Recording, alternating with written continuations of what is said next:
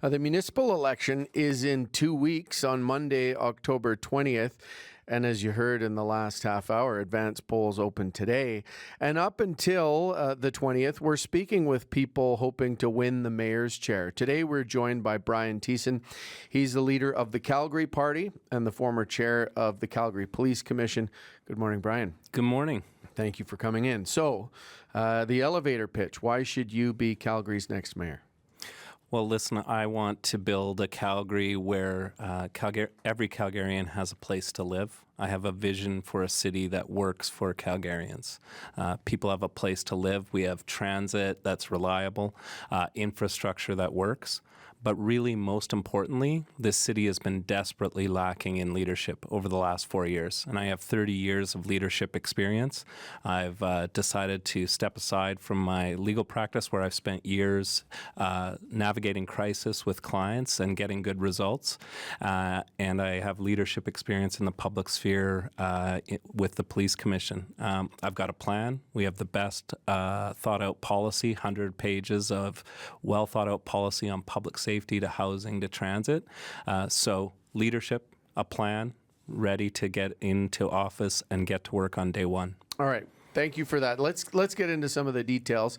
And we're going to ask everybody this. You and your party have pledged to make housing Calgary's top priority.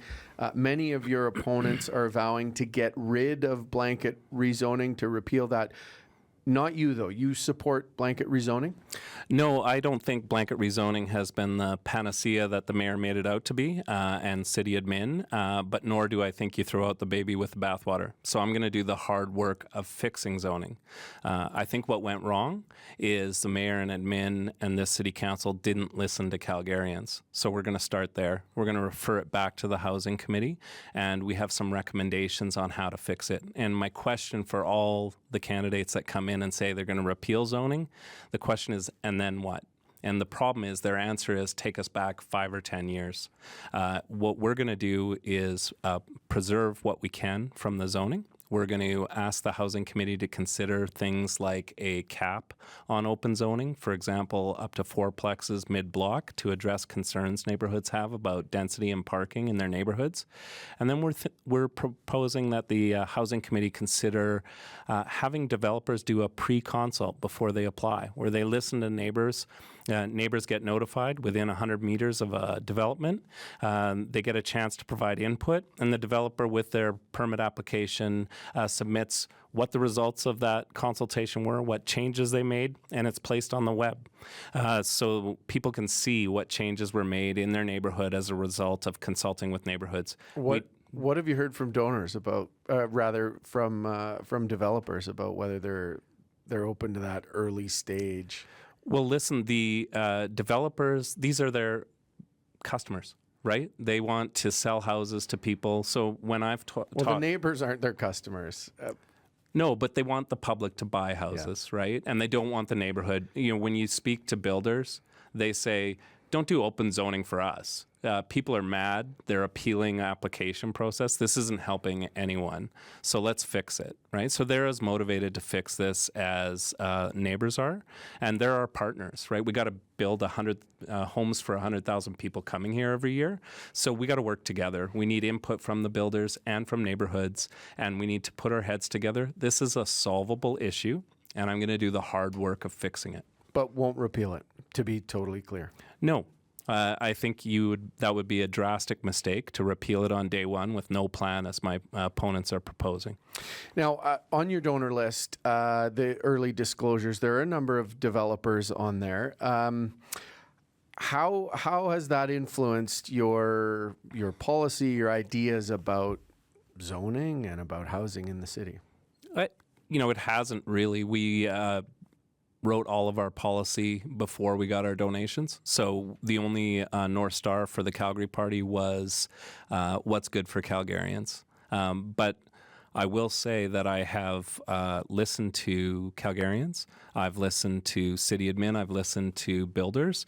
And I think we can all get on the same page and work together. public safety, another sort of key issue that people are talking about that you're, being challenged to differentiate from the other candidates on. How, when we talk about street level disorder, addiction, mental health, these struggles on parks and in the transit system, what's the approach and the fix from your perspective? I come from the perspective of somebody who chaired the Calgary Police Commission for 4 years and have a deep understanding of policing and what's going on the streets. And where our policy differs, our public safety toolkit was built by consulting with over 30 mental health and addiction agencies, as well as the Calgary Police Service Executive. And they all agree on 3 priorities, which form our policy. Number 1, a housing first strategy.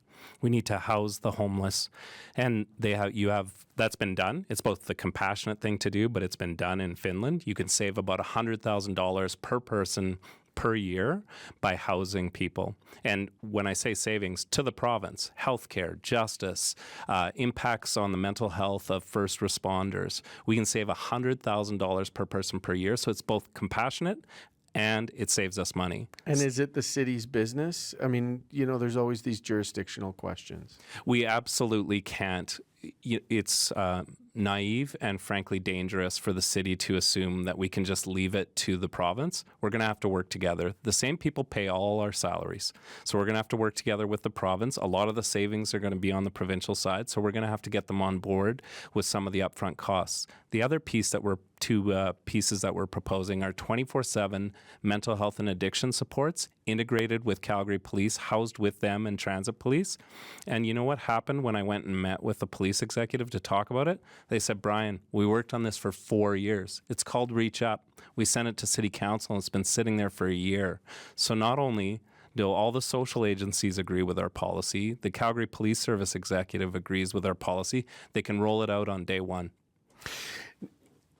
You raised leadership as something you want to bring to this, and you see yourself uniquely suited to bring to this.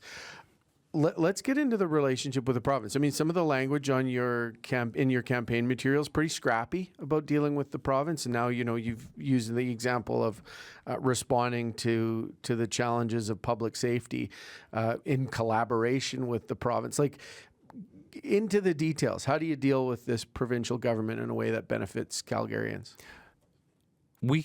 Friends can disagree, right? And I worked with the provincial justice minister, both UCP and NDP, when I was chair of the commission. I can work equally well with both.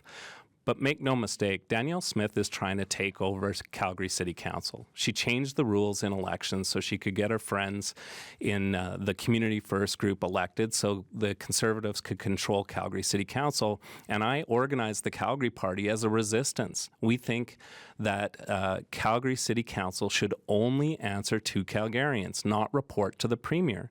And she has repeatedly delved into the municipal sphere, and all I ask is that the Premier give us the same level of respect at the municipal level that she demands of the Prime Minister. It's not too much to ask to have the Premier back off, give us room to address the issues that Calgarians are focused on and that they're going to elect us to represent them on.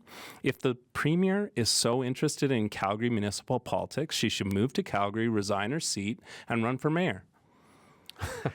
All right, an invitation. We'll leave it there for time. Thank you very much for coming in, Brian. Appreciate it. Thank you so much. That's Calgary mayoral candidate and the leader of the Calgary Party, Brian Thiessen.